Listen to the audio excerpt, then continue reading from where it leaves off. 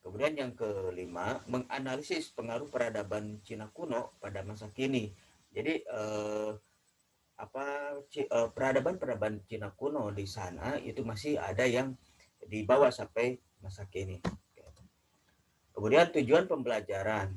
Nah, tujuan pembelajaran pada saat ini yaitu setelah kegiatan pembelajaran yang kedua ini, kalau yang kemarin kita membahas mengenai lembah Sungai Indus dan Gangga ya, atau peradaban India kuno. Sekarang kita ke peradaban Cina kuno. Diharapkan kalian menganalisis kehidupan masyarakat pada peradaban awal di Asia dan menyajikan hasil analisis kehidupan masyarakat pada peradaban awal di Asia dengan mengembangkan berpikir kritis, kreatif, komunikatif, dan kolaborasi yang baik. Sebelum ke kita akan membahas, maka Bapak sajikan ini video mengenai peradaban Cina kuno.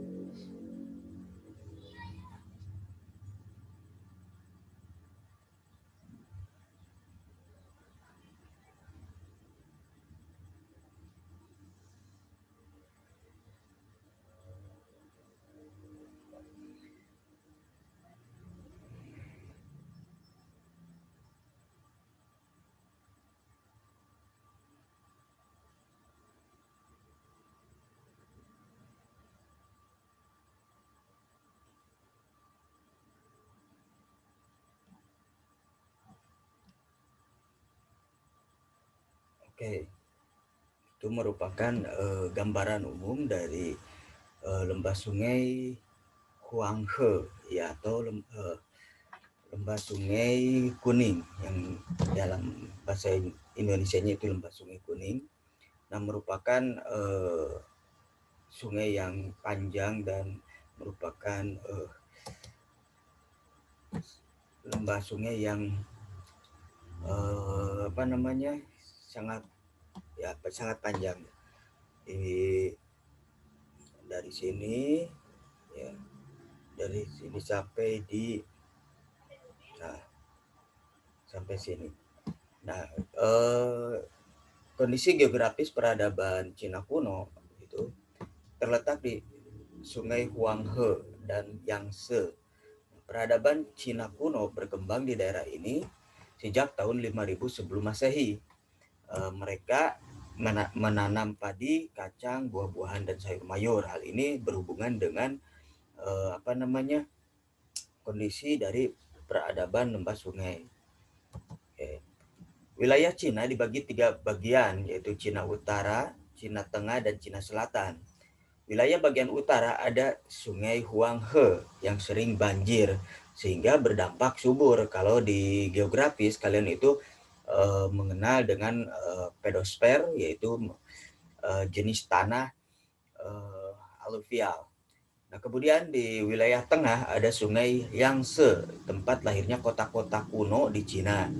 Kemudian di wilayah selatan merupakan daerah penghasil barang-barang tambang.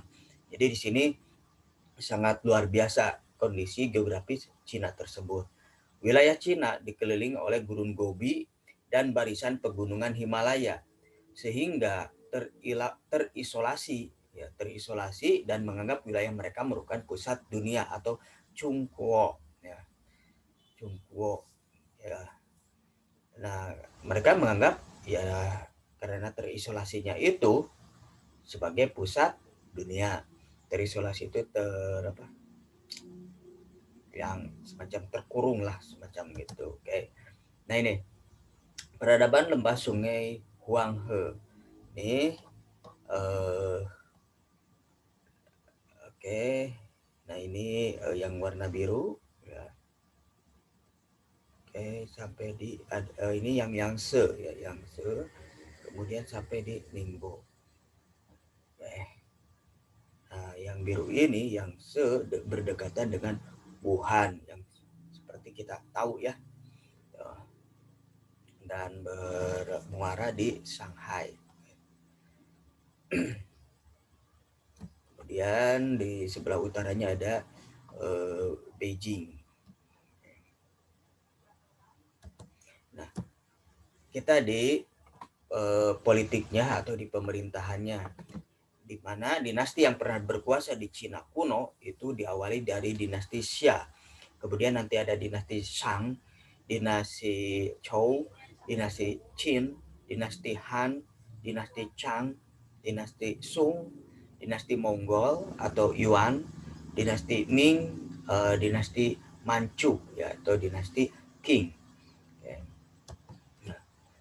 Kita di awal yaitu ada dinasti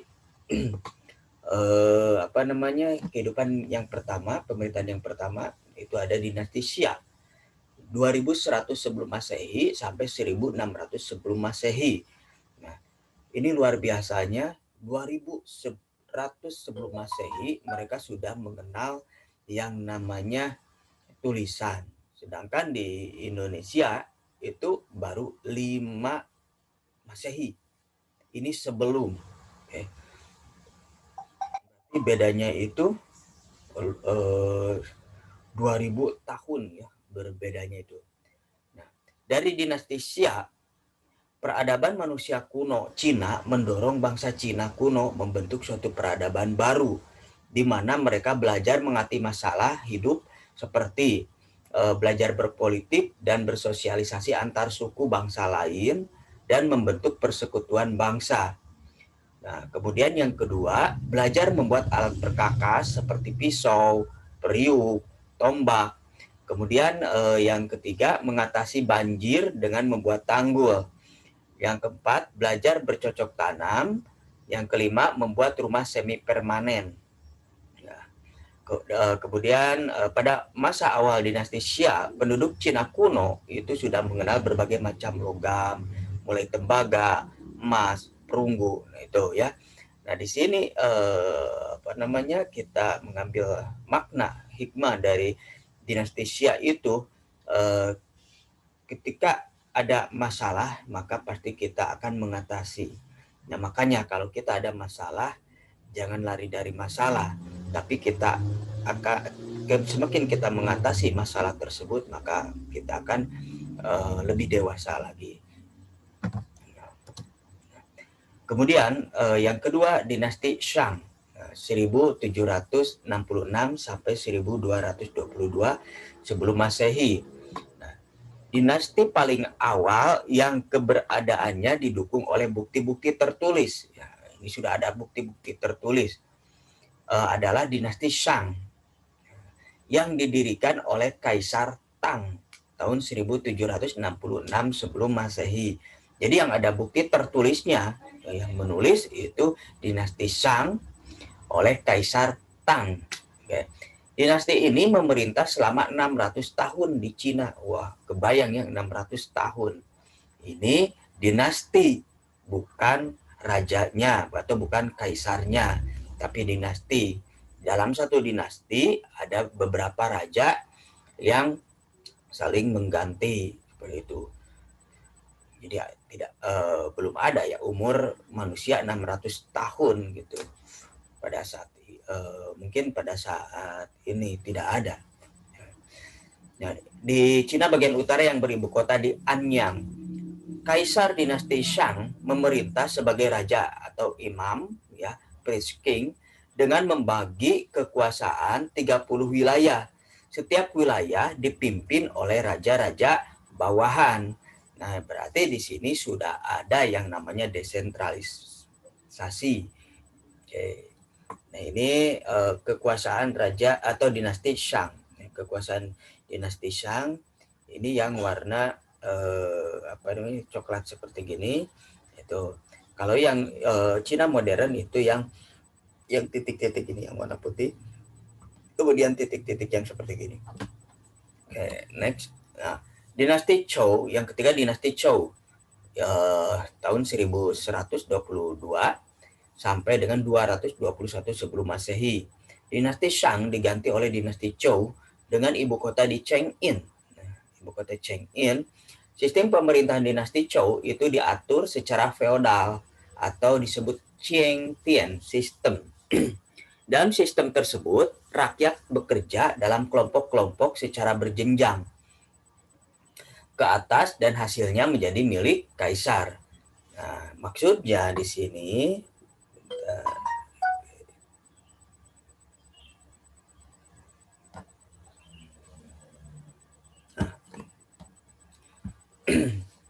maksudnya di sini itu nanti akan ada kelompok-kelompok, ya, kelompok 1, kelompok 2, kelompok 3, kelompok 4 sampai di kaisar. Nah, ini sampai di kaisar. Oke. Nah, ini yang kelompok terendah. 1, 2, 3, 4. Nah, ini yang namanya nanti terjadilah feodalisme atau kelompok di mana ada biasanya oleh tuan tanah, ya. Kemudian ada pekerja buruh yang nantinya dalam sistem feodalisme itu terjadi birokrasi dari sini ke kelompok 2, ke kelompok 3, ke kelompok sampai di kaisar. Nah, ini rentan dengan yang namanya korupsi kalau berjenjang seperti ini, ya. Contoh dari kelompok 1 itu akan menuju kepada kelompok 2, ya. Kemudian dari kelompok 2 itu akan menuju ke kelompok 3. Nah, ini yang menjadi kerentanan korupsi tersebut. Oke.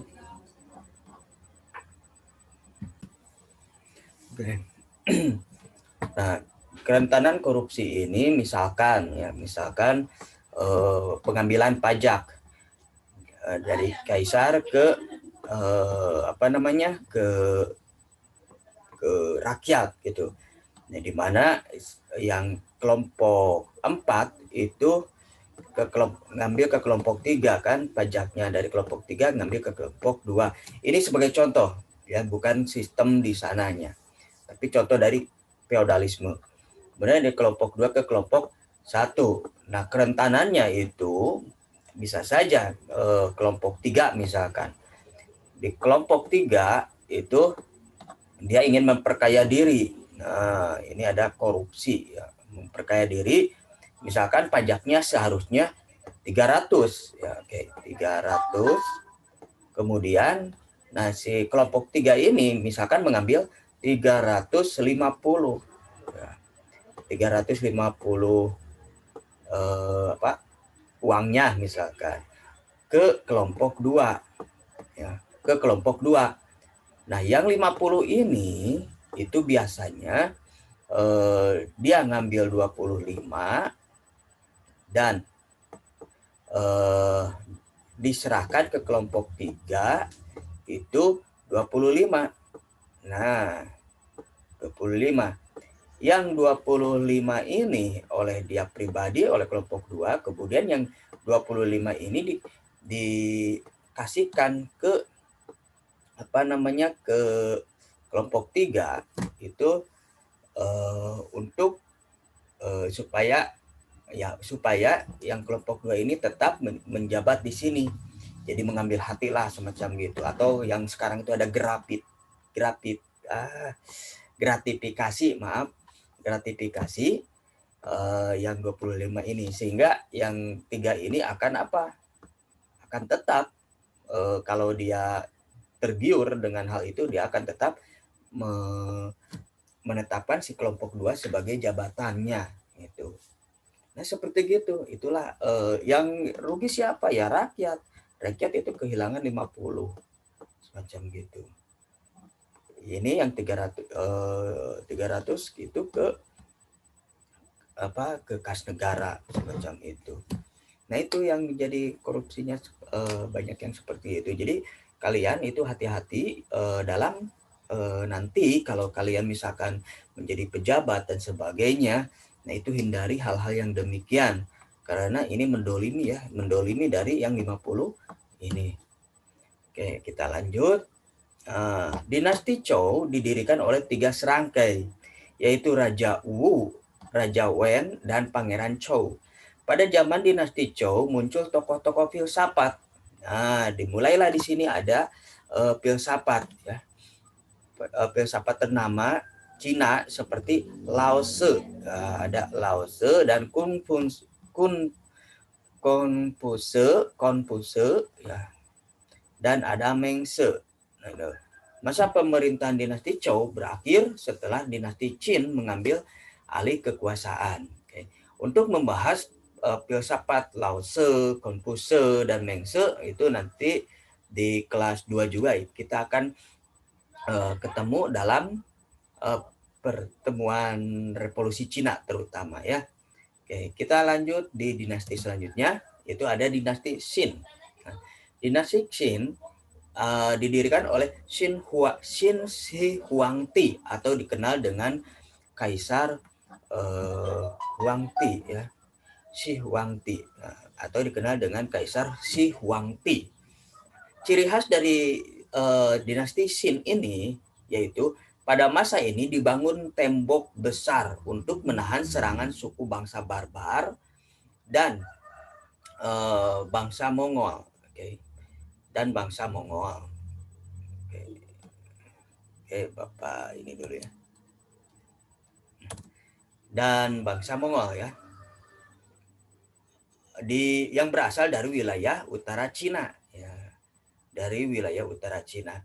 Kemudian ciri khas selanjutnya pada Kaisar Shi Huangdi atau pada dinasti Qin itu adalah standarisasi aksara Cina, timbangan, ukuran, perkakas pertanian, dan lebur roda gerobak. Ya, ini salah nulis, mohon maaf. Kemudian selanjutnya menyusun ulang sistem pemerintahan dengan sentralisasi, di mana sebelumnya itu buat desentralisasi kan, tadi ada raja-raja bawahan, kemudian dikembalikan lagi menjadi sentralisasi, dipusatkan.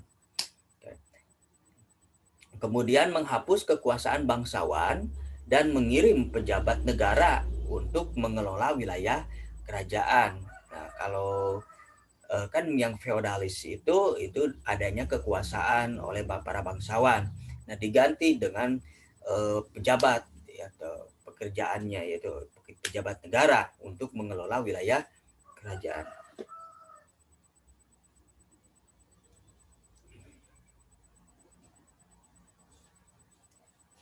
Oke. Ya.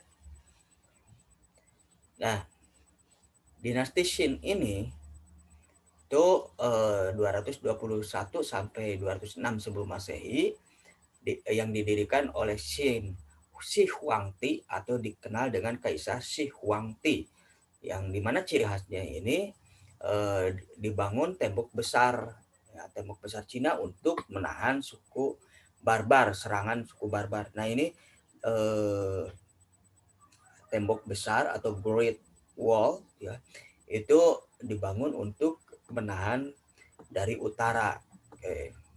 Konon ini Great Wall ini kalau ke bulan itu dapat terlihat ya, dapat terlihat di foto udaranya. Oke. Nah, kemudian ciri khas selanjutnya standarisasi aksara Cina, timbangan, ukuran, perkakas, pertanian, dan lebur roda gerobak. Menyusun ulang sistem pemerintahan dari tadi desentralisasi, kemudian dibalikan lagi menjadi sentralisasi, kemudian menghapus kekuasaan bangsawan. Ini sih sistem feodal itu ada bangsawan, kemudian diganti menjadi orang atau pekerja dengan pejabat negara untuk mengelola wilayah kerajaan tersebut. Selanjutnya dinasti Han, 202 sebelum Masehi sampai 220 Masehi. Dinasti Han dibangun oleh Liu Bang. Ciri khasnya, sebelum ke dinasti Han, ini wilayah dinasti Qin itu sudah mulai meluas ya. Ini yang coklat, sudah mulai meluas. Nah, pada masa dinasti Han ini sudah mulai luas lagi. Kemudian tembok besarnya juga ditambah ya, ini ya, yang Great Wall ini.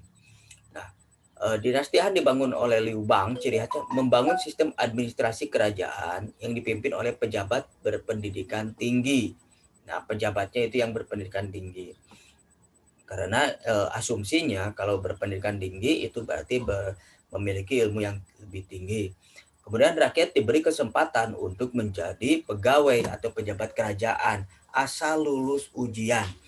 Nah, asal lulus ujian ajaran Konfusianisme atau dari Konfuse ya.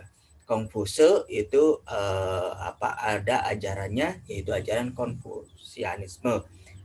Nah, yang lulus itu menjadi pegawai kerajaan disebut dengan kaum gentry. Nah, itu. Jadi mulailah ada tes. Nah, kalau di kita itu ada tes CPNS ya. Nah, ini jauh sebelum ada tes CPNS itu ada 202 sebelum Masehi itu sudah memberlakukan hal ini. Nah, kalau ini ajaran Konfusianismenya. Nah, kalau Indonesia mungkin ada diselipi dengan yang namanya Pancasila. Nah, itu dasar negaranya. Nah, itu. Oke. Selanjutnya dinasti Sui dan Tang. Itu pada tahun 589 sampai 907 Masehi. Ini didirikan oleh jenderal dari kerajaan Wei. Karena sejak runtuh dari dinasti Han, Cina terbagi 3 wilayah dan saling perang sebelumnya, yaitu Yang Jiang. Nah, pada tahun 589 Masehi, Yang Jiang mendirikan dinasti Sui dan mengangkat dirinya menjadi Kaisar Wen. Dinasti Sui. Nah, ciri khasnya itu adalah menyusun kembali peraturan pajak. Jadi direformasi lagi peraturan pajaknya dan dinas militer bagi rakyat. Kemudian pengganti Kaisar Wen yaitu Kaisar Yang Di. Ya, Kaisar Yang Di.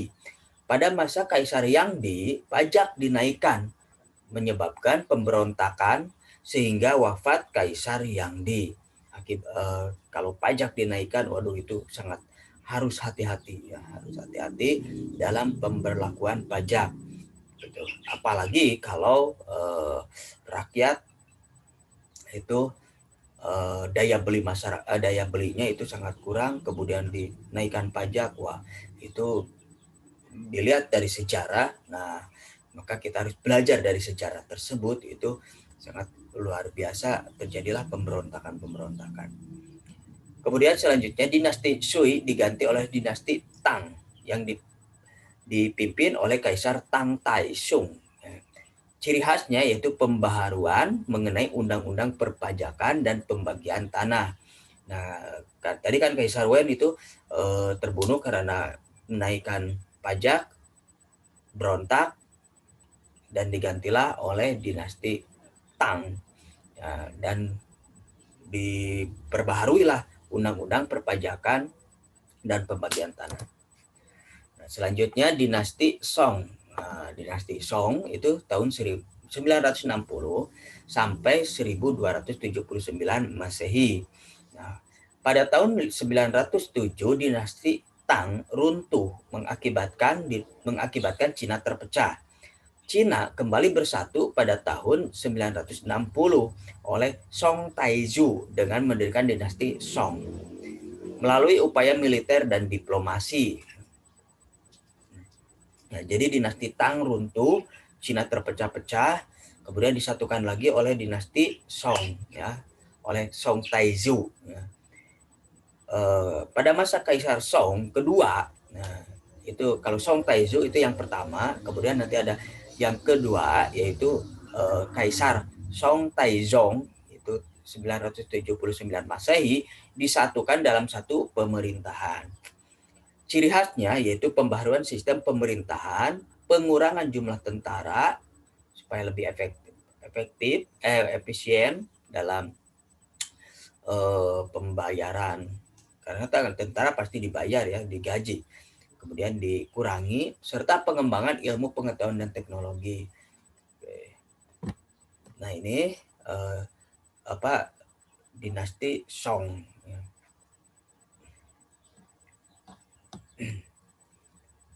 Lanjut, dinasti Yuan. Nah, dinasti Yuan merupakan dinasti pertama. Nah, ciri khas dari ini dinasti Yuan adalah dinasti asing pertama yang menguasai Cina.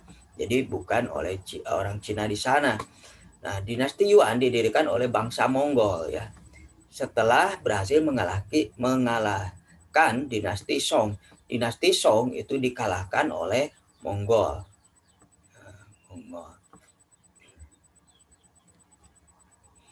Oke, kemudian dinasti Yuan dipimpin oleh Kubilai Khan, cucu dari Genghis Khan. Oke. Jadi cucunya adalah Kubilai Khan, Genghis Khan.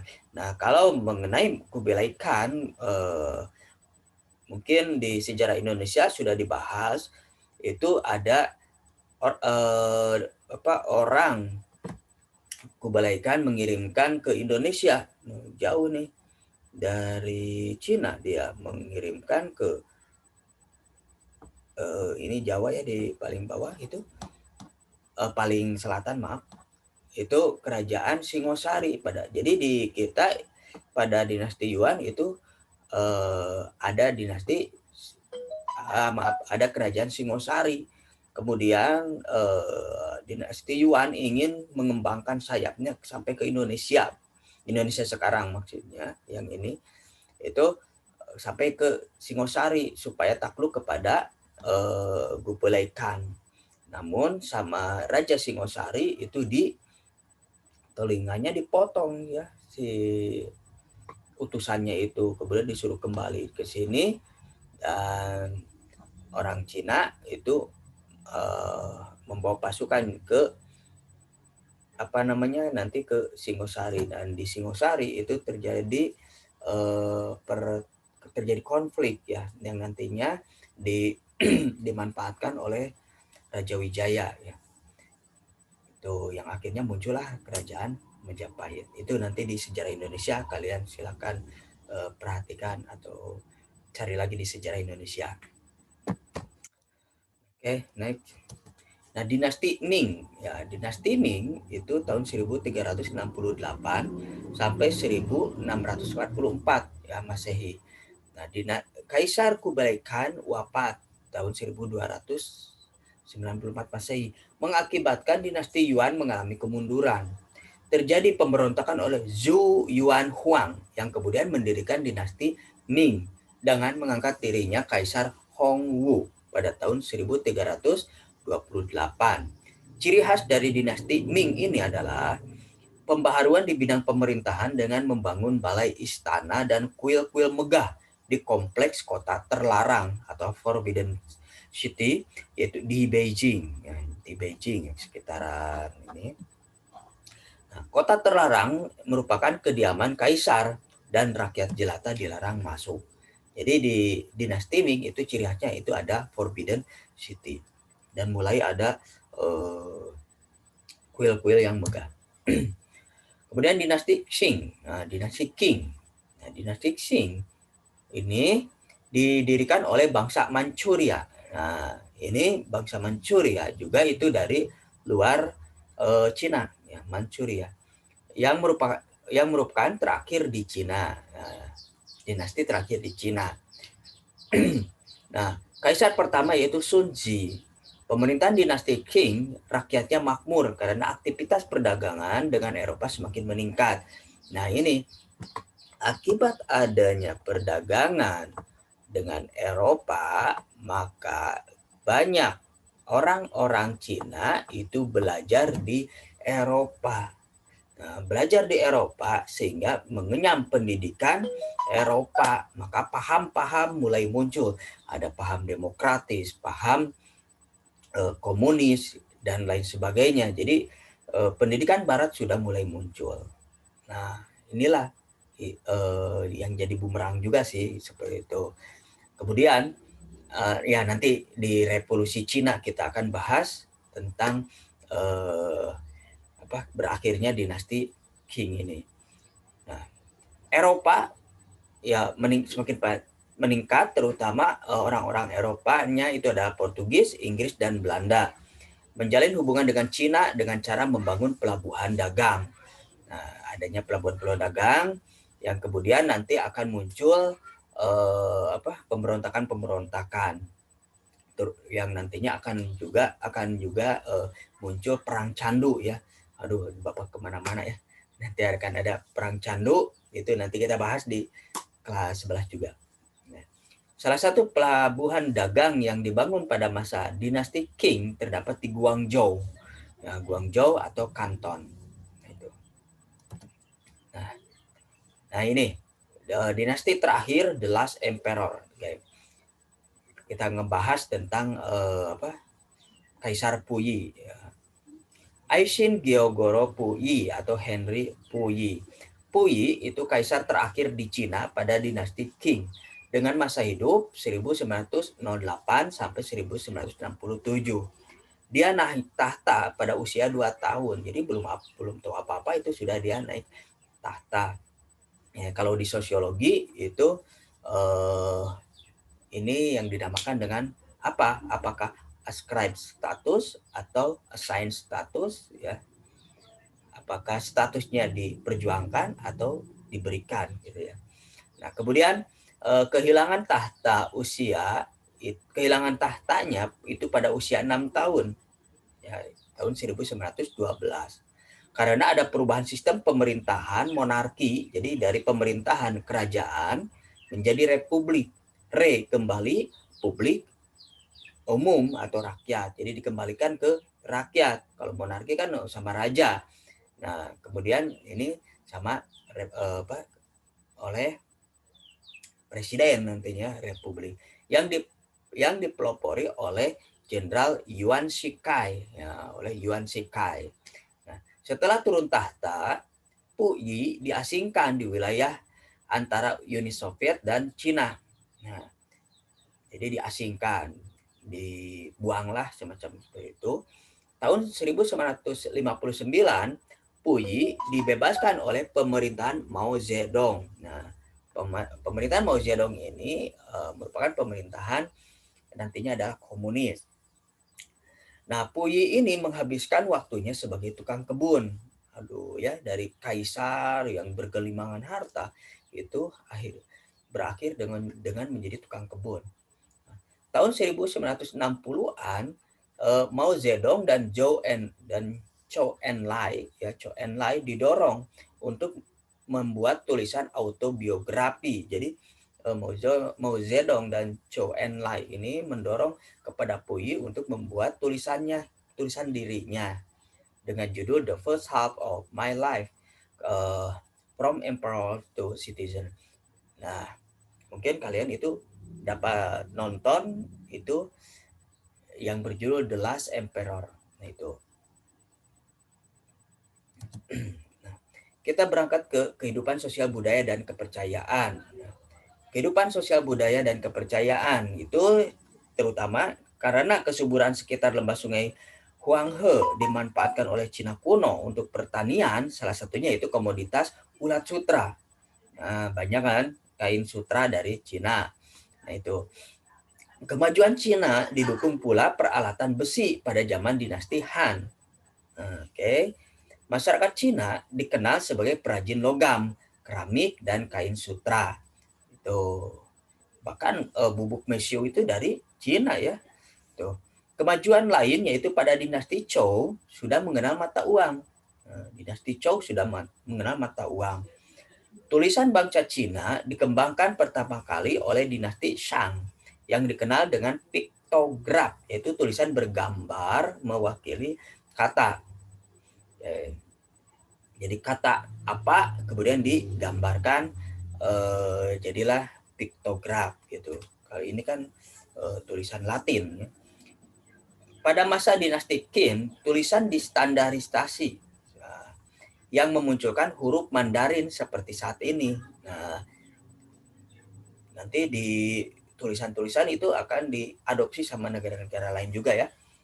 Pada bidang kepercayaan, Cina mengalami perkembangan pada dinasti Zhou atau Zhou yang memunculkan filsuf seperti Lao Tse dan Kongfuce.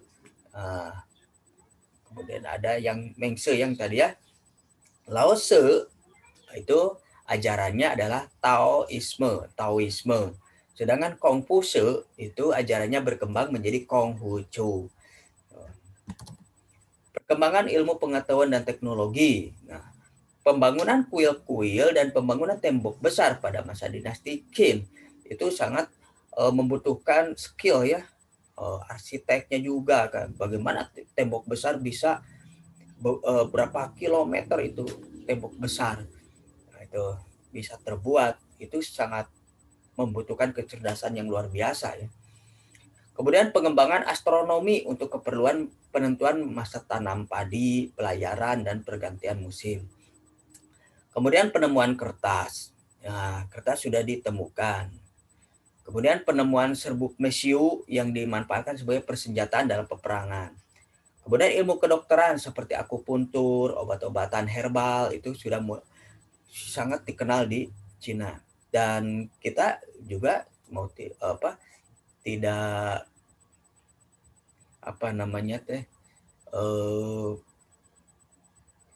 percaya juga ya dengan obat-obatan herbal dari Cina.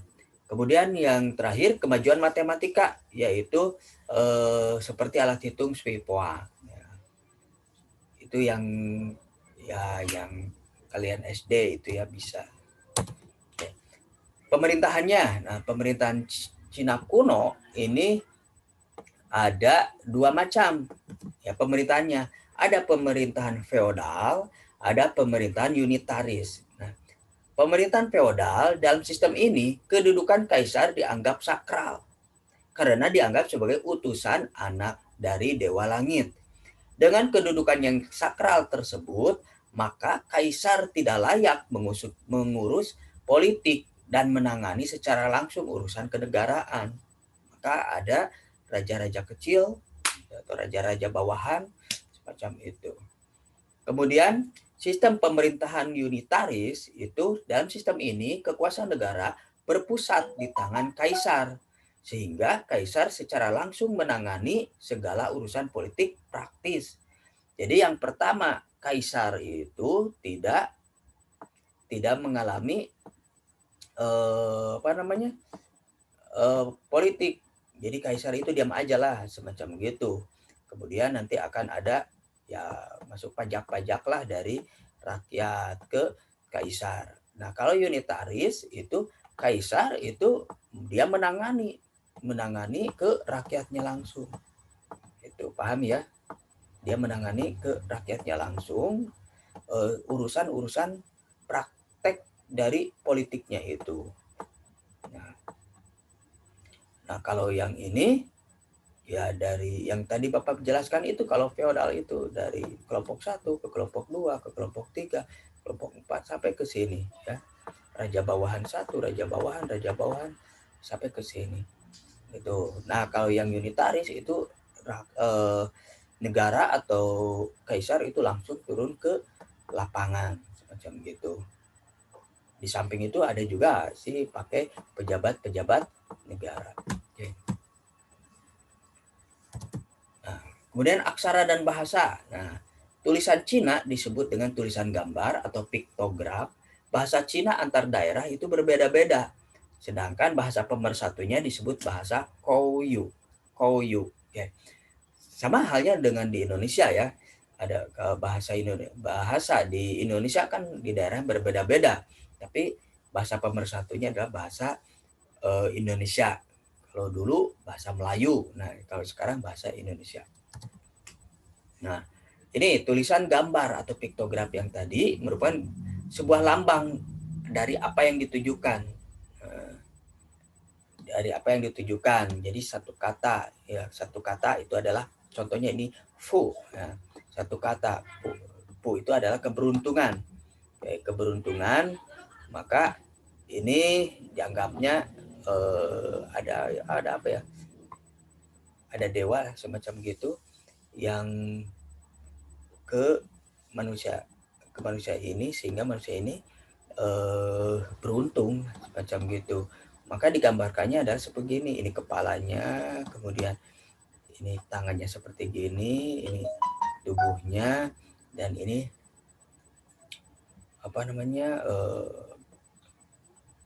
tangan gitu. Nah, kemudian yang yang keduanya, yang ini digambarkanlah seperti ini. Oke. Ini tangan, tubuhnya gitu ya, kaki. Nah, itu berarti ini luar biasa, sangat cerdas sekali ya. Bahkan kalau untuk memahami dari tulisannya itu ya ekstra belajarnya. Kemudian dari segi kepercayaan, nah, pemujaan terhadap roh leluhur. Ya. Kemudian pencatatan peristiwa-peristiwa menjadi buku bernama Shuqing. Anak laki-laki dianggap istimewa. Kemudian pemujaannya terhadap dewa-dewa. Filsafat tadi sudah beberapa kali Bapak jelaskan. Ada tokoh filsafatnya, di antaranya adalah Kung Fu Tse, Lao Tse, dan Meng Tse. Ajaran Cina kuno tetap berlaku sampai sekarang. Itu ada Konghucu dan Taoisme. Kebudayaan. Nah, ini salah satu dari di foto itu The Great Wall, tembok besar Cina, ini luar biasa sekali. Kemudian seni sastra, adanya pengembangan di bidang tulisan dan ditemukannya kertas, hasil budaya, hasil dari akal budi mereka, Cina. Kemudian munculnya pujangga bernama Sema Jin yang mengarang kitab sejarah dari masa purba hingga masa pemerintahan Kaisar Han Wuti. Kemudian seni bangunan itu ada The Great Wall of China, kemudian ada bangunan kuil, dan ada istana. Pengaruh peradaban Cina. Nah, pengaruh peradaban Cina sampai sekarang itu seperti yang kita ketahui, ada kain sutra, ada kertas, kemudian ada aksara Cina, yaitu Hanji, yang kemudian diadopsi oleh negara-negara Asia seperti ke Jepang menjadi huruf kanji, ke Korea menjadi huruf hanja, Vietnam dengan huruf hantu. Nah, filsafat Cina yang tadi ya pengaruh peradabannya, filsafat Cina masih ada sampai sekarang. Kemudian ada kitab seni perang Sun Tzu, kemudian ada bubuk musiu masih digunakan sekarang, kemudian pengobatan-pengobatan herbal ya sampai sekarang, dan metode akupuntur dalam kesehatan itu masih dipergunakan sampai sekarang. Oke, itu pembahasan kita dari pengaruh peradaban Cina sampai sekarang ini sangat luar biasa. Nanti kita akan bertemu lagi dalam pertemuan revolusi Cina di kelas 12 untuk membahas Cina tersebut. Silakan kalian pahami kebudayaan Cina kuno ini. Oke. Nah, itu yang kita bahas dalam pertemuan kali ini mengenai peradaban Cina kuno, yaitu di lembah Sungai Kuning atau Sungai Huanghe ya, Huanghe. Terima kasih, semoga bermanfaat. Wabillahi taufiq wal hidayah. Wassalamualaikum warahmatullahi wabarakatuh.